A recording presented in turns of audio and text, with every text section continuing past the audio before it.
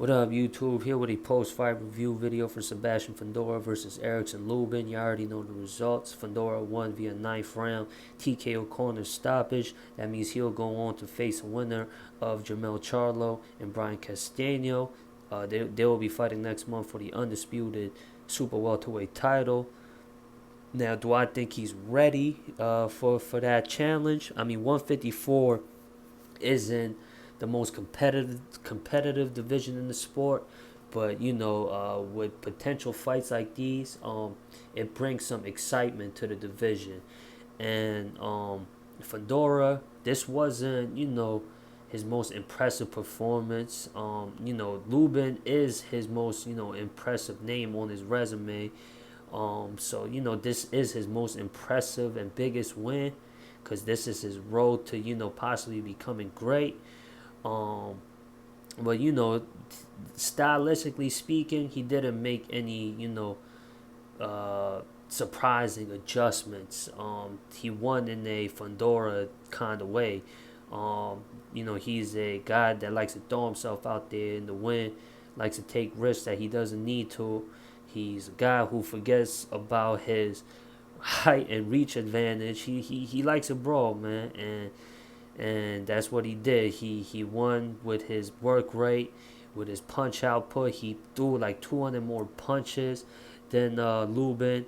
Landed the more effective, powerful shots, and just wore Lubin out there. And I personally had the fight score 86-83. I know it looks close on card, but if y'all actually go ahead and watch the fight, y'all will see it was pretty much one-sided. The sixth round, where Lubin dropped Fundora with a counter combo, I had to score that round a 10-8 round for Lubin. It would have been a regular 10-9 round win for Fundora if he didn't hit the canvas. But then he came out of the corner at the seventh round, because the knockdown happened at the end of the sixth. Then he came fresh out of his corner for the seventh round, went right back to work, and that work rate was too much for Lubin, and that work rate, is basically what got Fundora to win, because from round 7, 8, 9, it was all Fundora, and that was the post knockdown. And before Lubin dropped Fundora, Fundora dropped Lubin in the second round with a good shot that he caught him with. Then that turned Lubin up as well. That's where Lubin had his moments. He turned it up a notch once he felt that desperation after he hit the canvas. And he had some momentum, but Fundora, just kept coming forward, kept pushing, kept pressuring, and that got him the win. Now, do I think, like I said, he's ready for a Charlo or Castano? Him and Castano will make a hell of a fight. Stylistically speaking, that would make for a exciting brawl for anybody to see, really. But a more skillful fighter like Jermell Charlo, I think he would have trouble with, because Lubin dropped him, caught him when he got overzealous. Like I said, before he even dropped Fundora, Lubin had his moments where he landed some good flush shots and good counterattacks. And I think more of a skillful fighter like Charlo, he would take more advantage of that, and he would I think he would close out on those opportunities better than Erickson Lubin. Now, Fundora, like I said, he didn't show any surprising add-ons to his game in this fight, and I think he's got to pull some tricks out the bag to earn a win against a guy like Charlo.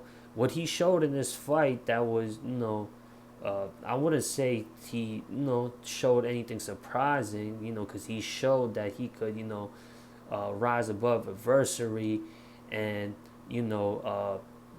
dish it out in a close fight versus Clark. But other than that, he showed that in this fight as well. Like, he showed that he could rise above adversary by getting up off the canvas. But like I said, he showed that in his fight versus Clark before this fight, where it was a close fight, and he dished it all the way out. And like I said, Fundora won in a Fundora fashion. Um, and as far as Erickson Lubin goes, I think he could potentially fight Tim Tszyu, who made his U.S. debut 2 weeks ago versus a fellow opponent that he beat. I think Terrell Gauchow. I think Lubin versus Tim Tszyu will be a good test for Tszyu. And as far as Fundora goes, we all know what's next for him. He's going for that undisputed crown at 154. Now, y'all let me know what y'all post-fight thoughts are in the comments. If y'all got a video on this fight where y'all cover it and y'all give y'all analysis on it, I'll be more than glad to check it out. Other than that, y'all subscribe, comment, rate, like, share, all that good stuff. And that does it for this video, y'all. Y'all stay safe, stay blessed, stay healthy, and I'm out. Peace.